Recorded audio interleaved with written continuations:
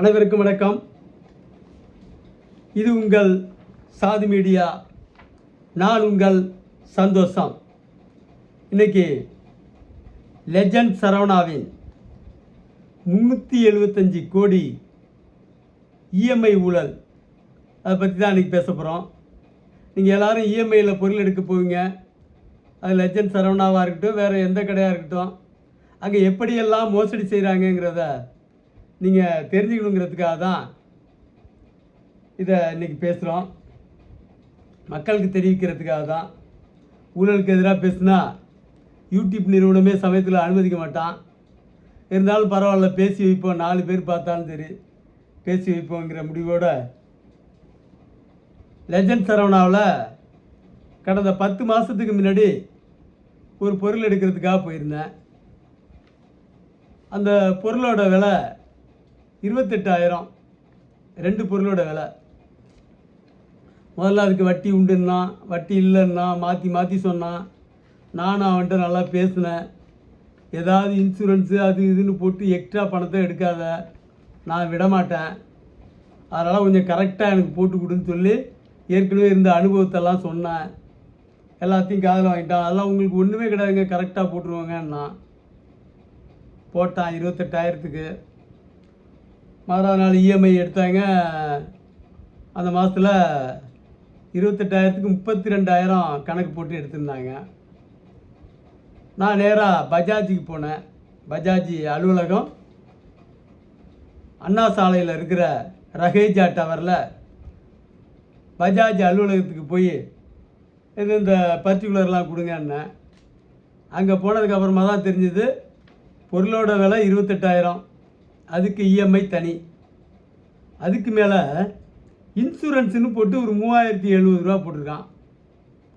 அதுக்கு மேலே ரவுண்டாக 4,000 ரூபா எடுத்திருக்கான். அதில் இன்சூரன்ஸு ப்ளஸ்ஸு சேர்த்து ஆக 32,000. 28 + 4 32,000. ஆனால் இன்சூரன்ஸுன்னு சொல்லி ஒரு 3,070 ரூபாய்க்கு ஒரு காப்பி கொடுத்தான். கேட்டேன், இது என்ன இன்சூரன்ஸு, ஏதாவது என்ன இன்சூரன்ஸுன்னு கொஞ்சம் பார்த்து சொல்லுங்கன்னு.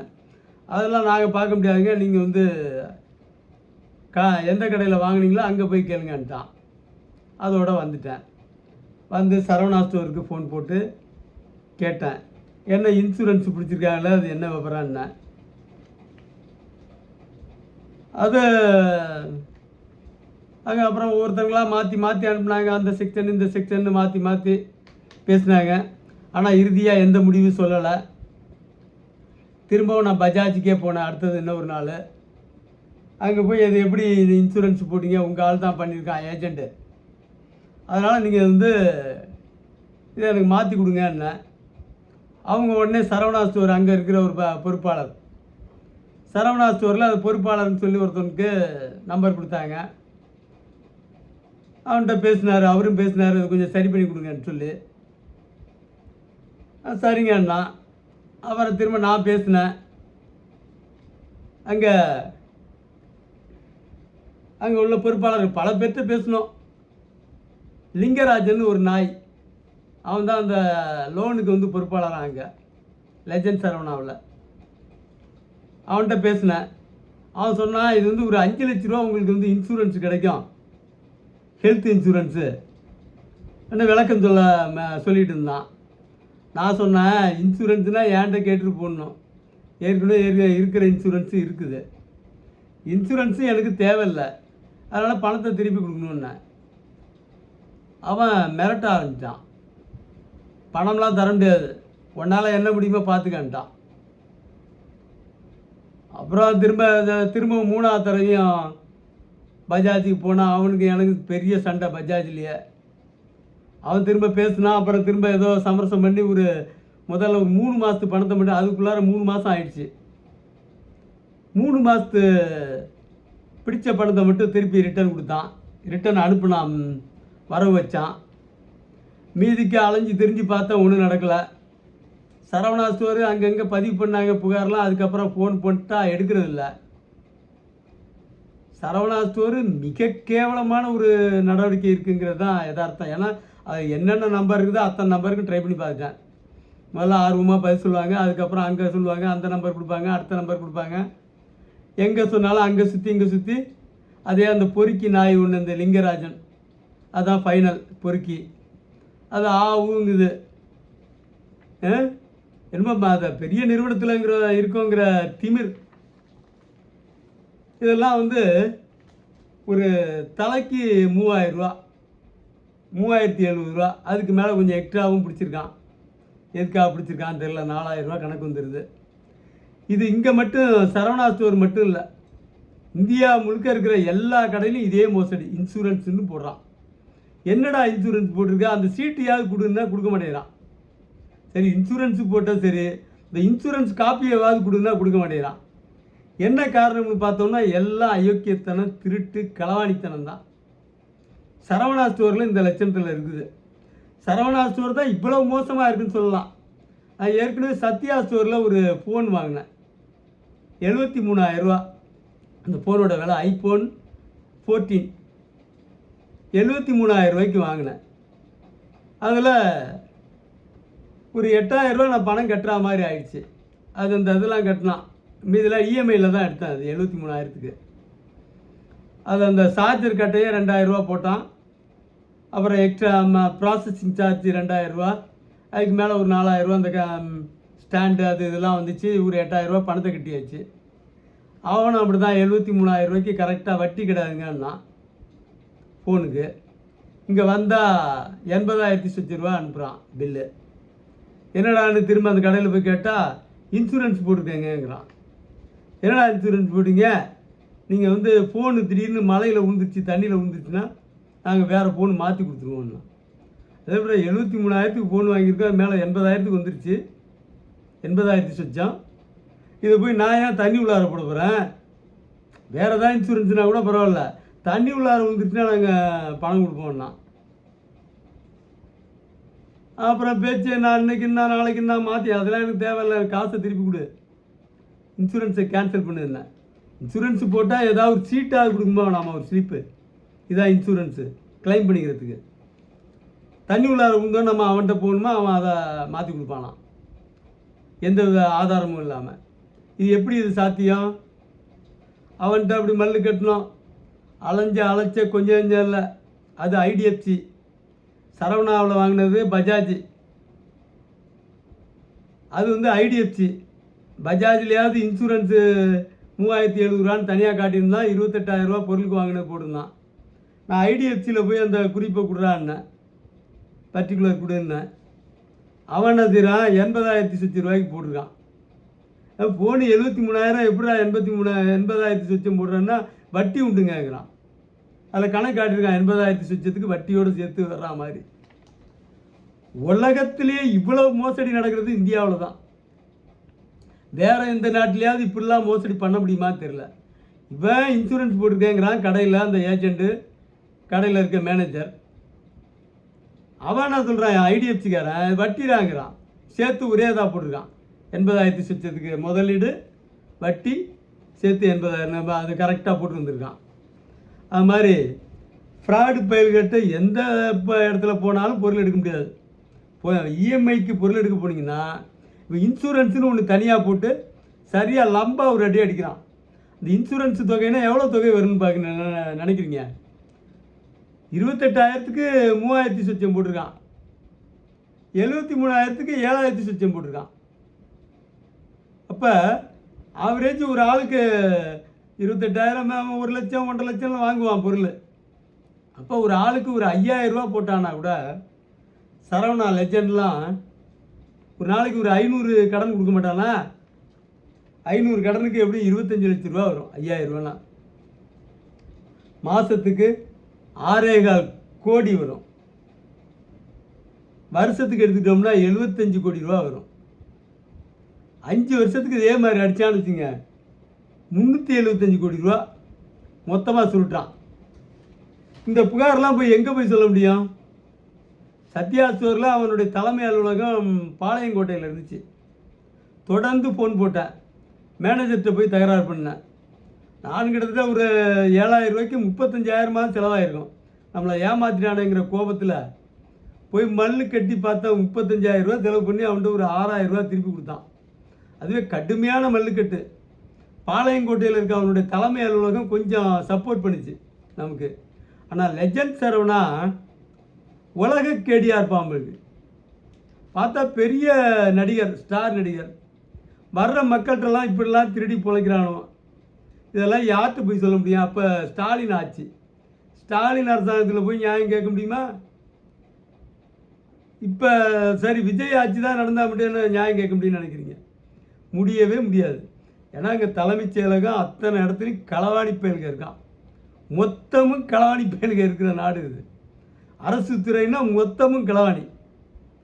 ஒரு இதில் பெங்களூரில் ஒரு தாசில்தார் 1000 கோடி ரூபாய்க்கு வருமானத்துக்கு அதிகமாக சொத்து வச்சுருக்கான். அவனுக்கு வயசு 42 வயசுலேயே 1000 கோடி ரூபான்னா அவன் 60 வயசு வரைக்கும் வேலை பார்த்தானா அவனுடைய சொத்து மதிப்பு எவ்வளவு? ஒருத்தனை பிடிச்சான், மற்ற எல்லாரையும் பிடிச்சானா? பிடிக்கல. இங்கே ஆந்திராவில் திருப்பதியில் ஒரு ஊராட்சி உதவியாளர், அதாவது தலையாரி சொல்லுவாங்க, சில தமிழ்நாட்டில் சில பகுதியில் தலையாரின்னு சொல்லுவாங்க, விசாரிப்புன்னு சொல்லுவாங்க. அவன் 167 கோடி ரூபா சொத்து சேர்த்துருக்கான் வருமானத்துக்கு அதிகமாக. லஞ்சம். இப்படி நாடே லஞ்சத்தில் திரிகிற நாடு. மொத்தமும் மந்திரிகள் எடுத்தால் கடைநிலை மந்திரி 10,000 கோடிக்கு சொத்து சேர்க்க முடியும். டாப் லெவல் மந்திரிலாம் இருக்கான், பொதுப்பணித்துறை, நெடுஞ்சாலைத்துறை, லட்சம் கோடியை தொடுவான். அது டாஸ்மாக்கு 3 லட்சம் கோடி சம்பாதிக்க முடியும். நான் பல முறை கணக்கு காட்டியிருக்கேன். அது நாடு அரசாங்கத்துக்கு கிடைக்கிறது 48,000 கோடி. ஆனால் டாஸ்மாகில் மட்டும் 3 லட்சம் கோடி அடிக்கிறான். விஜய் ஆட்சியில் இருக்கார். ஆட்சியில் இருந்தாலும் கூட்டணி என்னமோ திமுக அதிமுகவோட தான். திமுக அதிமுக சேர்ந்தவன் தான் மது ஆலைகள் முழுக்க வச்சுருக்கான், 11 ஆலைகள். அவனுக்கு மட்டும் பெருத்த காசு மது ஆலைகளுக்கு, கொளுத்த லாபம். ஆண்டுக்கு லட்சம் கோடி சம்பாதிக்கிறான் மது ஆலைகள். திமுகங்கிறான், அதிமுகருக்கு சொந்தமான மது ஆலைகள். அவனோட கூட்டணி அமைச்சு தான் இன்றைக்கி விஜய் நடத்திக்கிட்டு இருக்காரு. அது மாதிரி இந்த நாட்டில் எங்கே போய் நியாயம் பெற முடியும்? நீங்கள்லாம் இஎம்ஐ வாங்க போனீங்கன்னா எவ்வளோ மல்லு கட்டினா நடக்காது. சரி, இது லெஜண்டில் தான் நடக்குதுன்னா, லெஜண்ட்லேயே நடக்குதுன்னா இந்தியாவில் அத்தனை கடையிலும் இதான் நடக்கும். கன்னியாகுமரியிலேருந்து காஷ்மீர் வரைக்கும் ஒரே மாதிரி திருடுறான். திருடன் முழுக்க ஒரே மாதிரி திருடுறான். தமிழ்நாட்டில் 10 லட்சம் அரசு ஊழியர் இருக்கான், ஒரு யோக்கியம் கிடையாது, அத்தனை பேரும் திருடன். 500 கோடியிலேருந்து 20,000 கோடி வரைக்கும் சொத்து சேர்த்தவங்க மட்டுமே லட்சம் பேருக்கு மேலே இருக்கான் தமிழ்நாட்டில். இந்தியா முழுக்க 2 கோடி அரசு ஊழியர்கள். அப்படியே மொத்தம் 2 கோடி பேர்லையும் தேடினா கூட ஒரு யோக்கியனை தேட முடியாது. அப்படிப்பட்ட நாடு இந்தியா. இந்த நாட்டில் தனியார் துறை, லெஜண்ட் சரவணா பெரிய ஹீரோ வேறு. சினிமாவில் அப்படியே அதர்மத்துக்கு எதிராக போராடுறாரு, நியாயத்துக்காக பரிதவிக்கிறாரு. என்ன கேட்டால் பொருள்கள் விலையில் சென்னையில் நீங்கள் எத்தனை கடை ஏறி இறங்கினாலும் சரி, எல்லா கடையை விட குறைவு விலை குறைச்சேன்னா சரவணா தான், சரவணா ஸ்டோர் தான். எனக்கு ஒருத்தர் சொன்னார், நீ ஒரு பொருள் வாங்குறதுக்கு முன்னாடி ஒரு 4 கடையில் ஏறி இறங்குங்கன்னாரு. அது மாதிரி 4-5 கடை ஏறி இறங்க சொன்னார். நான் 4-5 கடை ஏறி இறங்கினேன். ஒரு பெரிய கடைக்கும் சரவணா ஸ்டோருக்கும் பார்த்தா 5,000 ரூபா வித்தியாசம் இருக்குது. டிவியா ஃபோனு ஒரு சாதாரண ஃபோனு ஒரு 12,000 ரூபா ஃபோனு அவன் 17,000 சொல்கிறான். சரவணா ஸ்டோரில் 12,000. இப்படி விலைவாசியெல்லாம் குறைச்சி மக்களை கவர்ந்த லெஜண்டில் இந்த களவாணி பயல்க மொத்த பேர் அந்த அந்த நாய் ஒன்று, அவன் பேர் லிங்கராஜன் மாதிரி நாய்ங்க மட்டும் இல்லை, அதில் பெண்கள்லாம் கூட பதில் சொல்கிறாங்க நிறைய பேர். நான் லிங்கராஜனை மட்டும்தான் கொஞ்சம் கடுமையாக பேசினேன். பெண்கள்கிட்டலாம் நம்ம எப்படி தப்பாக பேச முடியுமா? நாம் வயசு எல்லாம் நம்ம வீட்டு பிள்ளைங்க மாதிரி. எல்லாருமே ஃபோனை ஆஃப் பண்ணிடுறான். ஃபோனை போட்டால் எடுக்கவே மாட்டேறான். ஆரம்பத்தில் 4 தடவை 10 தடவை சொன்னான், ஆஃப் பண்ணுறான். அது மாதிரி பஜாஜ்லேயும் பார்த்தா ஃபோனை ஆஃப் பண்ணிட்டான் அவனும். 3 தடவை அலைஞ்சேன். ஒரு தடவை அலைஞ்சா ஒரு நாள் வேலை கட்டுச்சு. எத்தனை மணி நேரம் வேலை இழப்பு, எவ்வளவு செலவு? நம்மளை மாதிரி ஆள் போயிட்டு வந்தோம்னா செலவு எவ்வளோ ஆகும்? சரி, நம்மளை ஏமாத்தினானுங்கிற கோபத்தில் இழந்ததை விட கூடுதலாக செலவு பண்ணால் கூட இந்தியா ஒரு மோசடி நாடு, முழு மோசடி நாடு. இந்த மோசடி நாட்டில் சரவணா லெஜண்ட் மாதிரி அமைப்புகள் இருக்க தான் செய்யுது. இங்கே மட்டும் இல்லை, கன்னியாகுமரியில் இருக்கிற ஒரு கடையில் போய் நீங்கள் லோன் எடுத்தாலும் அங்கேயும் இன்சூரன்ஸ்னு போடுவான். எங்கடா இன்சூரன்ஸ்னால் தரமாட்டான் ஏற்கனவே. ஆனால் இவன்ட்ட சத்யா ஸ்டோரில் கூட அந்த அவன்கிட்ட மல்லு கட்டி அந்த பணத்தை வாங்கிட்டோம். 7,000க்கு 6,000 ரூபா கொடுத்துட்டான். ஆனால் சரவணா லெஜெண்டு சவால் விடுறான், அவனால் முடிஞ்சா பாடுறான்ட்டு. சரவணா ரொம்ப முழு சப்போர்ட் பண்ணுறாரு போல தெரியுது. இந்த திருட்டு பயலோட கையில் வச்சுக்கிட்டு இவர் என்னத்தை, நீங்கள் தொழிலெலாம் நல்லா தான் பண்ணுறீங்க, உங்கள்கிட்ட வரத உங்கள் கடைக்கு வர்றவன் தான் ஏமாறுறான். நம்ம நாட்டில் இந்த கடைக்காரனோட ஃபுல்லாக மிரட்டி ஒரு பழச்சாறு வச்சுருந்தவன் 10,000 கோடி சொத்து சேர்த்துட்டான். அரசியல்வாதி மாவட்ட செயலாளராக இருந்தால் போதும். இந்த சென்னையில் பழச்சாறு விற்றவன் 10,000 கோடி எப்படா சொத்து சேர்த்தான்னா அந்த கடைக்காரங்கள வியாபாரிகளை ஃபுல்லாக மிரட்டி அவன்கிட்ட கொடுத்துட்றான் பணத்தை. ஏழைங்கள்கிட்ட அடிக்கிறானோ பணத்தை, சாதாரண சாமானியர்கள்ட்ட. ஒரு பாலிடெக்னிக் படித்தவன், பாலிடெக்னிக் தான் படிச்சிருக்கான், அவன் மாவட்ட செயலாளராக இருந்து பல சம்பாரித்தான். அப்புறம் பெரிய லெவலுக்கு போனால் சில லட்சம் கோடி சம்பாரித்தான். பழச்சாறு விற்றவன் 10,000 கோடி சம்பாரித்ததும், பாலிடெக்னிக் படித்தவன் சில லட்சம் கோடி சம்பாரித்ததுக்கு அடித்தளமாக அமைஞ்சதும் இந்த சரவணா லெஜண்ட் மாதிரி வியாபாரிங்க தான். அவன்கிட்டலாம் காசை கொடுத்துவிட்டு சாதாரண சாமானியர்களை மிரட்டினா என்ன நியாயம்? இதெல்லாம் எதிர்த்து நம்ம கோர்ட்டுக்கு போகணும்னா நோட்டீஸ் அனுப்ப 25,000 கேட்பான். பண்ணலாம், இப்போ ஒன்றும் முடியாதுன்னு இல்லை. இப்போ வீம்புக்குன்னு இறங்கிட்டோம்னா செய்வோம். சரி போட்டு நாய் எதையாவது தின்ட்டு போகுது, தின்னுட்டு சாவு. இந்த ஒரு கடையில் மட்டும் 375 கோடி 5 வருஷத்தில் அடிக்க முடியுதுன்னா இந்தியா முழுக்க, அது சத்யா ஸ்டோர்லாம் 100 கடை வச்சுருக்கான், அவன் கடையில் மட்டும் எத்தனை 1000 கோடி அடிப்பான்? இந்தியா முழுக்க இருக்கிறவன் எவ்வளோ அடிப்பான்? இவனாவது 3000 அடித்தான், இன்னும் சில பேர் இன்னும் எவ்வளோ பெரிய அமௌண்ட்டாக அடிக்கிறான்னு தெரில. இன்சூரன்ஸு எங்கடா இன்சூரன்ஸு காட்டுறா, காப்பியாவது கொடுறான்னா கொடுக்க மாட்டேங்கிறான். அதையும் கேட்டேன், சரி நீ பணம் தரவனா விடு, இன்சூரன்ஸ் போட்டல, என்ன இன்சூரன்ஸ் போட்டு அது ஏன்ட்ட ஒரு காப்பி கொடுன்னா அதுவும் கொடுக்க மாட்டேங்கிறான். இதுக்கெல்லாம் மக்களே, தமிழ்நாட்டு மக்களுக்கு நான் சொல்கிற எச்சரிக்கை, இந்த இஎம்ஐ இந்த பைலோட்டை வாங்க போகாதீங்க. எப்படி போனாலும் ஏமாற்றுவான். நானும் ஏமானா பேசிக்கிச்சு வாங்கினது தான் இந்த லட்சத்தில் முடிஞ்சுது சொல்லி நன்றி கூறி விடைபெறுகிறேன். நன்றி, வணக்கம்.